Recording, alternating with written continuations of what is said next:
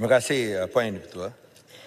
Puan Yang Dipertua, saya ingin mula dengan menyatakan sokongan ke atas Belanjawan 2025 yang dibentangkan oleh Yang Amat Berhormat Perdana Menteri pada 18 hari bulan Oktober sebagai satu belanjawan reformasi ke arah pembangunan ekonomi yang menjaminkan negara yang maju dan rakyatnya yang makmur.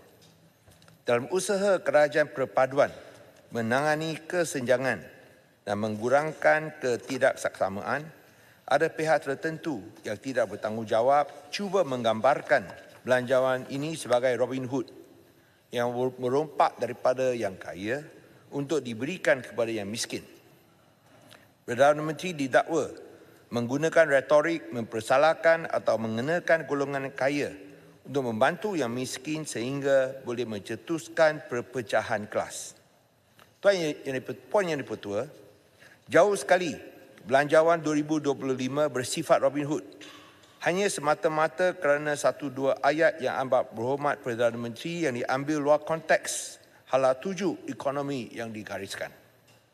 Negara tidak boleh berjaya dan maju tanpa menggemblengkan seluruh tenaga dan sumbangan rakyat, bukan sekadar golongan B40 dan M40 sahaja, tetapi juga merangkumi golongan T20. Bukannya benar semata-mata kenakan cukai penalti ke atas yang kaya. Sebaliknya, meminta mereka yang bernasib baik ini membantu mereka yang daif, lemah dan miskin. Inilah aspirasi kerajaan perpaduan yang merangkumi semua rakyat tanpa kira kaum, agama dan latar belakang.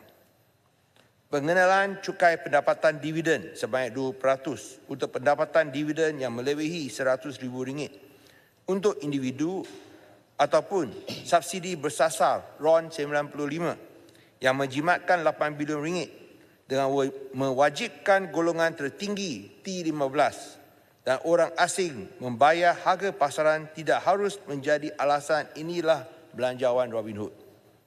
Golongan T15 tidak dilabel sebagai uber kaya kerana mereka membuat sumbangan kepada ekonomi menerusi tanggungjawab sosial korporat ataupun CSR dan juga pembayaran cukai. Saya ingin meminta pihak Kementerian Kewangan untuk mendedahkan jumlah kuantum setiap tambahan cukai yang dicadangkan kali ini supaya kita boleh dapat gambaran percukaian yang lebih komprehensif.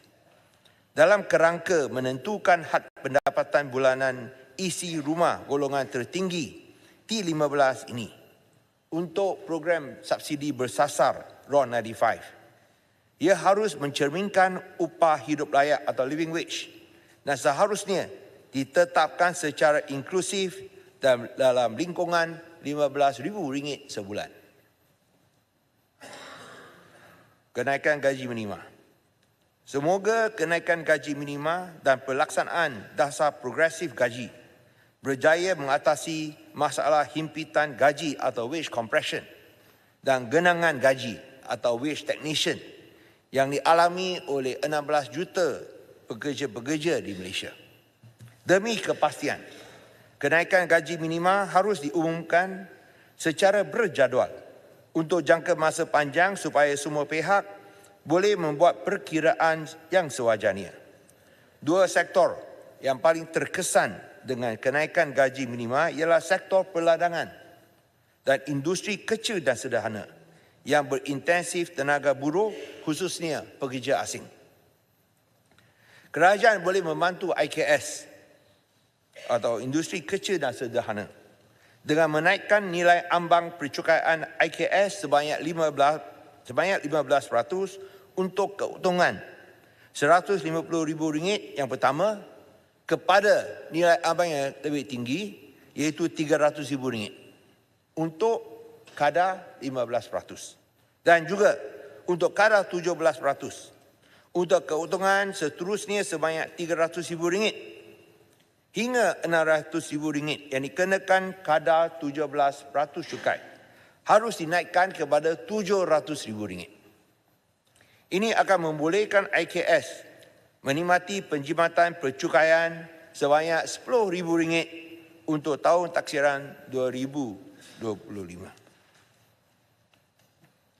Kadar levy keuntungan luar biasa atau windfall tax sebanyak 3% dikenakan terhadap minyak sawit mentah melepasi RM3,000 satu tan metrik di Semenanjung Malaysia dan melebihi RM3,500 satu tan metrik di Sabah dan Sarawak.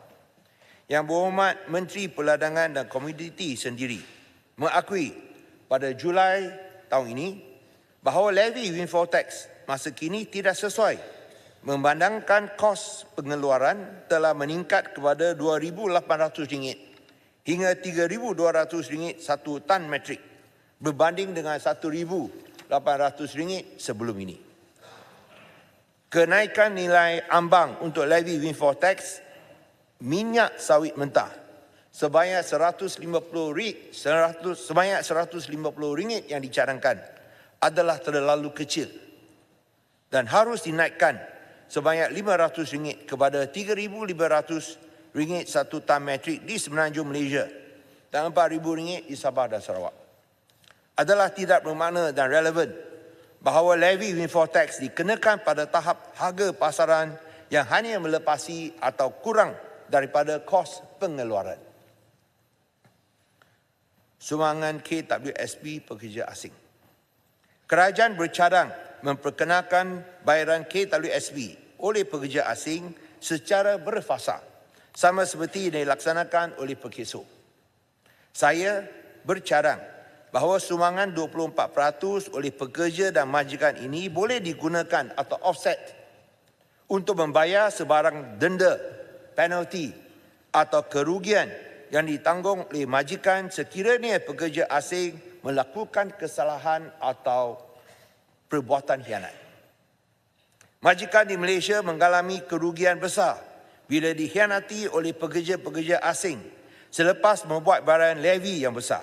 Sekiranya offset ini tidak dibenarkan oleh peraturan-peraturan ILO, International Labour Organization, kaedah Korea Selatan yang memakai sistem bayaran insurans untuk menggantikan bayaran KWSP dan juga menambah baiknya dengan menggunakan offset harus dipertimbangkan.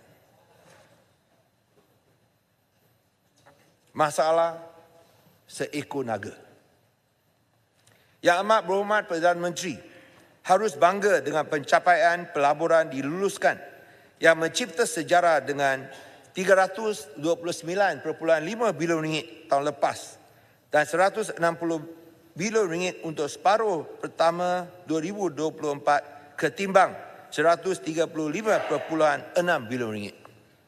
Pelaburan asing untuk sektor perkilangan daripada 2021 hingga Jun 2024 mencatatkan RM240 bilion dengan Amerika Syarikat memimpin dengan RM113.6 bilion diikuti oleh China sebanyak RM67.6 bilion dan kemudian Jepun dengan RM24.4 bilion. Meskipun begitu, saya telah menerima aduan daripada IKS bahawa kebanyakan pelaburan asing ini tidak membeli barangan tempatan. Ada pelabur daripada sesuatu negara membeli 100% daripada negara asal kerana lebih murah. Saya boleh faham sekiranya mereka menjemput tukang masak untuk pelabur asing kerana selera makanan memang berlainan. Tetapi takkan satu skru atau satu bolt pun tak boleh beli daripada IKS tempatan. Masalah ini menjadi lebih rumit, Puan Yang Dipertua, bila kontraktor asing memenangi tender projek-projek kerajaan ataupun swasta. Kontraktor tersebut akan membeli kesemua barangan keperluan daripada negara asal, sehingga IKS tempatan yang biasanya ada urusan perniagaan sekiranya projek dimenangi oleh syarikat tempatan tidak ada sebarang tempahan langsung. Masalah ini yang digelarkan sebagai seekor naga telah menghimpit banyak syarikat IKS sehingga ada yang bercarang untuk tutup pintu. Negara Indonesia, tahniah kepada Presiden Prabowo yang baru angkat sumpah. Negara Indonesia mewajibkan pelabur asing membeli 70% barangan tempatan oleh pelabur asing dan pemenang asing untuk tender projek kerajaan ataupun swasta. Saya mencanangkan 50% barangan tempatan mesti diperolehi daripada IKS tempatan demi melindungi peniaga tempatan atau apa yang kita sebut bukan seekor naga tapi separuh ekor naga. Kerana two-tier ekonomi. Kerana ekonomi dua peringkat. Rujukan Yang Amat Berhormat Perdana Menteri kepada 3 pemenang hadiah Nobel Sains Ekonomi 2024 dalam buku mereka Why Nations Fail: The Origins of Power, Prosperity and Poverty amat relevan. Kita harus memperakui bahawa institusi inklusif yang melindungi demokrasi seperti keluhuran undang-undang, kebebasan berniaga, ekonomi pasaran terkawal, jaring keselamatan sosial, hak pemilikan harta dan urus tadbir yang bersih dan baik membolehkan sebuah negara berjaya menjadi negara maju di mana kemakmuran bolehlah dikongsi secara bersama. Ini dicerminkan dalam unjuran KDNK, Keluaran Dalam Negeri Kasar 2024 yang lebih kukuh oleh World Bank sebanyak 4.9%, penurunan kadar inflasi kepada 2%, kadar pengangguran kepada 3.2%, penurunan defisit daripada 4.3% KDNK atau 85 bilion ringgit pada tahun 2024 kepada 3.8% atau 80 bilion ringgit pada tahun 2025. Saya mengucapkan syabas kepada Yang Amat Berhormat Perdana Menteri kerana begitu yakin dengan membentangkan belanjawan yang paling besar dalam sejarah sebanyak 421 bilion ringgit. Perbelanjaan menggurus telah naik 32 bilion ringgit daripada 304 bilion ringgit kepada 336 bilion ringgit untuk tahun depan. Akan tetapi perbelanjaan pembangunan telah turun daripada 90 bilion ringgit kepada 86 bilion ringgit untuk tahun depan. Saya harap bahawa penekanan diberikan kepada perbelanjaan pembangunan yang akan menjana pertumbuhan dan hasil negara masa depan yang seharusnya bertambah dengan lebih tinggi dan bukan dikurangkan. Cabaran yang dihadapi sekarang ialah memastikan hasil ekonomi dapat dikongsi bersama. Khususnya bila kita menghadapi keadaan ekonomi dua peringkat atau two-tier ekonomi. Kerana two-tier ekonomi wujud bila hanya industri tertentu yang maju dan kaya terus berjaya, sedangkan kebanyakannya khususnya IKS atau kelas menengah yang ketinggalan atau dipinggirkan. Impak two-tier ekonomi boleh dilihat dengan pusat beli belah Kamdar yang berniaga begitu lama telah memberitahu saya bahawa mereka akan menutup sekurang-kurangnya 3 buah cawangan kedai dalam negara. Sungguh pun ada berita baik dalam Belanjawan 2025 yang menggalakkan pembelian dan penggunaan. Keadaan serupa juga dihadapi oleh perniagaan lain. Saya harap pihak kerajaan akan mengambil langkah agar masalah two-tier ekonomi tidak membelenggu negara dan hasil kejayaan dapat dikecapi oleh semua perniagaan. Perbelanjaan sebanyak lebih 10 bilion ringgit untuk menanggung kos kenaikan gaji anggota awam kerajaan sebanyak 15% memang disokong. Rakyat harap bahawa kenaikan gaji ini akan disusuli oleh penyampaian perkhidmatan kerajaan yang lebih baik, lebih profesional, lebih accountable dan lebih telus. Puan Yang di-Pertua, sektor kesihatan diperuntukkan satu jumlah mencipta rekod sebanyak 45.3 bilion ringgit. Yang kedua besar dalam Belanjawan 2025. Saya ingin mengucapkan terima kasih kepada Yang Berhormat Menteri Kesihatan atas kelulusan projek menaik taraf klinik kesihatan Mat Mandin dalam kawasan Parlimen Bagan, kawasan saya. Saya ingin memohon agar projek menaik taraf klinik kesihatan Butterworth yang berwarisan dan bersejarah ini boleh disegerakan pada tahun depan, memandangkan jumlah penduduk dijangka akan naik dengan pembukaan UTC di Butterworth pada akhir tahun depan.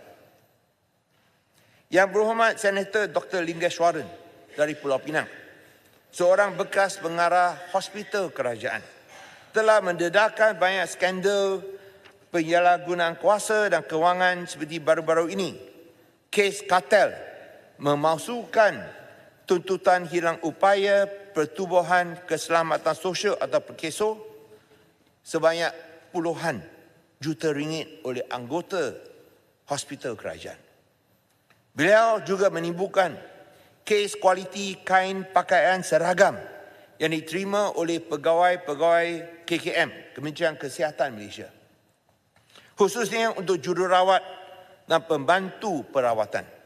Saya ingin menarik perhatian KKM tentang aduan para jururawat bahawa kain yang diterima adalah sangat keras sehingga kedai jahit pun tidak disanggup menerima kain tersebut kerana takut jarum mesin mereka akan patah.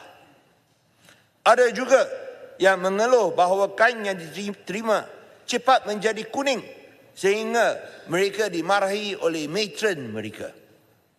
Saya menimbulkan kes ini kerana yang lebih teruk lagi, ada jururawat yang memberi sedekah untuk digunakan sebagai kain kafan. Lagi mengejutkan, banyak yang terpaksa menerima kain tersebut untuk menerima bantuan upah jahit kerana jika mereka menolak kain tersebut dan membuat aduan, mereka tidak akan menerima bantuan upah jahit yang bernilai RM690 secara keseluruhan untuk 3 pasang pakaian seragam. Puan Yang di-Pertua, bolehkah KKM memberikan butiran lanjut tentang kontrak pembekalan ini, khususnya harga tender untuk membeli kain putih untuk dibekalkan kepada para jururawat dan pembantu perawatan, nama syarikat pembekal dan tindakan perundangan yang diambil terhadap syarikat pembekal termasuk denda dan sistem pemantauan yang membenarkan penerimaan pakaian seragam yang bermutu rendah. Kita harus jaga anggota frontliners ini yang begitu mengorbankan diri demi keselamatan kita semasa pandemik COVID-19 dan mereka tidak harus menerima barangan yang begitu mengecewakan ini. Sila. Ibu Bagan, terima kasih. Memang saya tertariklah dengan yang dibangkitkan oleh Yang Berhormat sebentar tadi tentang nasib kebajikan penjawat awam kita ni. Cuma saya nak balik kepada yang poin awal disebut oleh Yang Berhormat Bagan di awal-awal tadi bahawa bajet ni bukan bajet Robin Hood. Tapi saya terbaca satu tulisan oleh rakan Yang Berhormat sendiri daripada Tebrau. Beliau pun ada dalam dewan ini. Beliau menulis pada selepas pembentangan tersebut bahawa bajet ini adalah bajet Robin Hood atas 5 faktor, antaranya cukai dividen 2%, gaji minima dan subsidi petrol dan juga bantuan tunai antaranya. Itu antara yang ditulis dan saya boleh petiklah sikit lagi.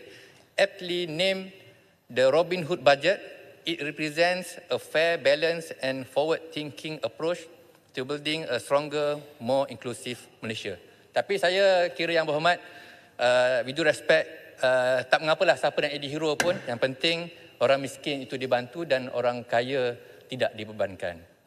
Cuma pandangan Yang Berhormat untuk kebajikan penjawat awam ini bagaimana untuk kita tingkatkan lagi partisipasi golongan non-Malay yang perlu dilibatkan lebih banyak dalam penjawat awam. Yang terbarunya ada komando kita daripada kaum Tionghoa. Satu usaha yang baik. Terima kasih Baco. Tentu apa yang disuarakan oleh Tebrau akan jawablah. Tak perlu saya jawab bagi pihak beliau.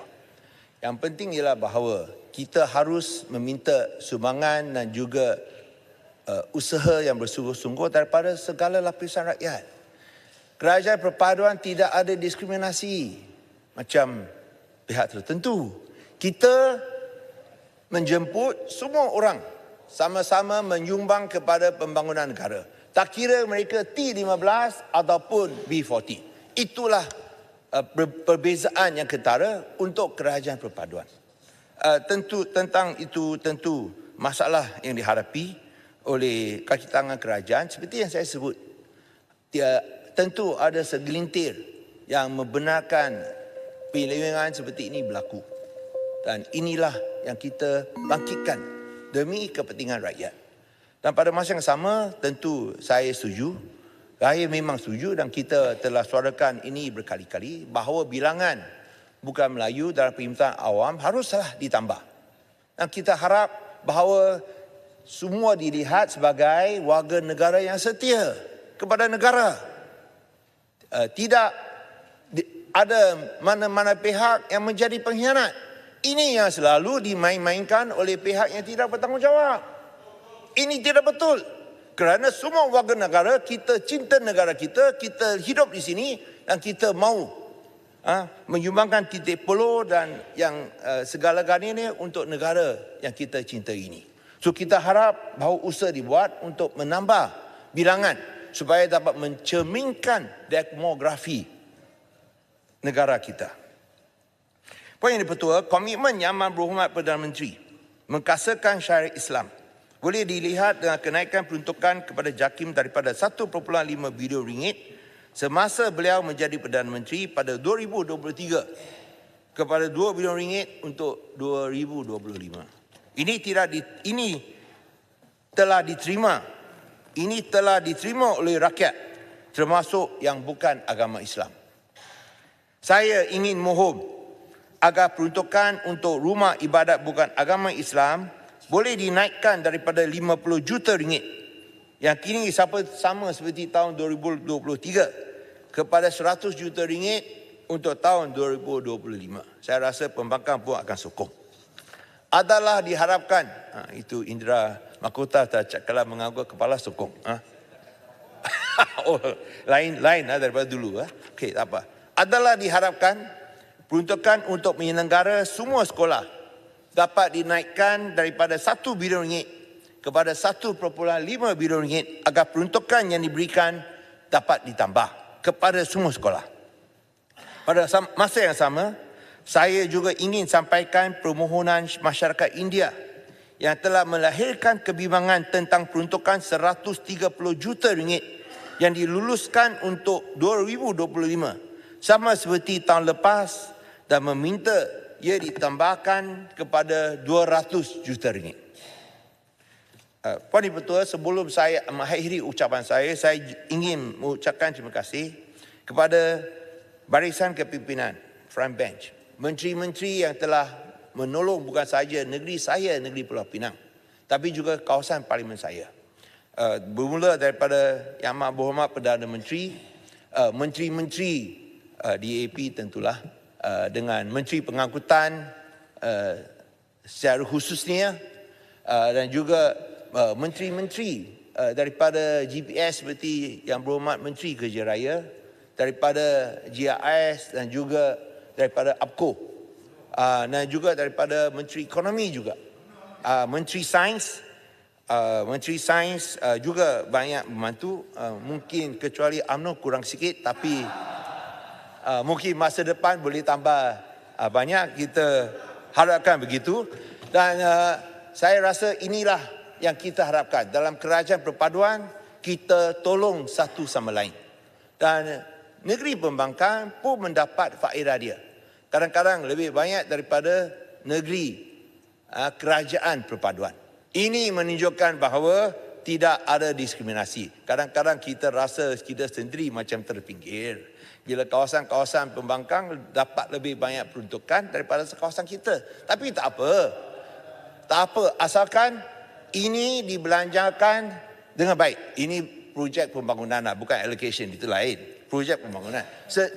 Asalkan dapat dinikmati oleh rakyat dan dibelanjakan dengan betul. Tanpa penyelewengan, penyalahgunaan kuasa dan juga amalan rasuah. Saya rasa hanya bila kita dapat memastikan perkara ini dan juga keluhan oleh pegawai-pegawai ataupun orang bawah anggota kerajaan yang menghadapi karena birokrasi secara dalaman, sekiranya dapat diselesaikan, maka perkhidmatan ataupun penyampaian yang diberikan kepada rakyat juga akan bertambah naik. Baik.